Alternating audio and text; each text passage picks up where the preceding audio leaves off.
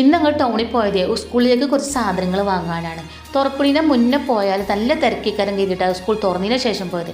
അപ്പോൾ തുറക്കുമ്പോൾ കുട്ടികൾ സ്കൂളിലേക്ക് വരുന്നതിന് കുതിരപ്പുറത്താണ്. അത് കാണാനുള്ള തിരക്കും കൂടെ ആയിട്ട് നല്ല തിരക്കേനി ടൗണിൽ. ഇനി നോക്കിയിട്ട് കാര്യമില്ല എന്ന് മനസ്സിലായി. അങ്ങനെ ഞങ്ങൾ മാനാഞ്ചിറ ഇറങ്ങിയിട്ട് പട്ടാളപ്പള്ളീൻ്റെ അടുത്തുള്ള ത്രിവേണി സ്റ്റോറിനാണ് വാങ്ങിയത്. ബാഗ് ഓൻ്റെ ഇഷ്ടത്തിന് ഓനെടുത്ത്, കുട എൻ്റെ ഇഷ്ടത്തിന് ഞാൻ കൊടുത്ത്. കാരണം വെച്ചാൽ സാധാരണ ഒരു കുട വാങ്ങി കൊടുക്കുകയാണെങ്കിൽ 2 കുത്തിക്കുലുക്കലിന് കുട ഇല്ലാണ്ടാവും. ഈ ഒരു കമ്പനി കൂടെ വാങ്ങി കൊടുത്തിട്ട് തന്നെ ഓൻ്റെ കുത്തിക്കുലുക്കൽ നോക്കി.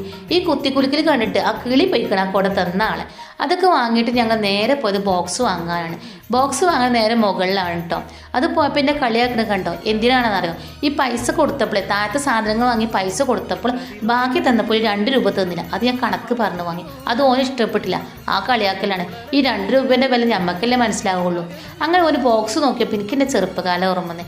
ഞാൻ ചെറുപ്പത്തിലുണ്ടല്ലോ 5 തൊട്ടുകാട് 10ാം ക്ലാസ് വരെ നടരാജൻ്റെ ബോക്സിനെ ഉപയോഗിച്ചിനെ. അത് കുറേ കാലം ഈട് നിൽക്കുകയും ഞാൻ അതന്നെയാണ് ഉപയോഗിച്ച് പോകുന്നതിന് കേട്ടോ. അപ്പോൾ അങ്ങനത്തെ ബോക്സ് ഒന്നും ഇല്ലപ്പോൾ അത്യാവശ്യം ക്വാളിറ്റിയിലൊരു ബോക്സ് എടുത്ത് അതിൻ്റെ ബില്ലടിച്ച് നേരെ താഴത്തുണ്ട് നോട്ട് പുസ്തകങ്ങളൊക്കെ. കോളേജ് നോട്ട് തന്നെയാണ് വാങ്ങിയത്. ഓരോ നോട്ടിനും 40 രൂപ വെച്ചിട്ടാണ് കേട്ടോ. നല്ല നോട്ട് പുസ്തകം തന്നെയാണ്. അങ്ങനെ 10 നോട്ട് പുസ്തകം വാങ്ങി നേരെ ഞങ്ങൾ മുട്ടായിത്തെരുവിൽ.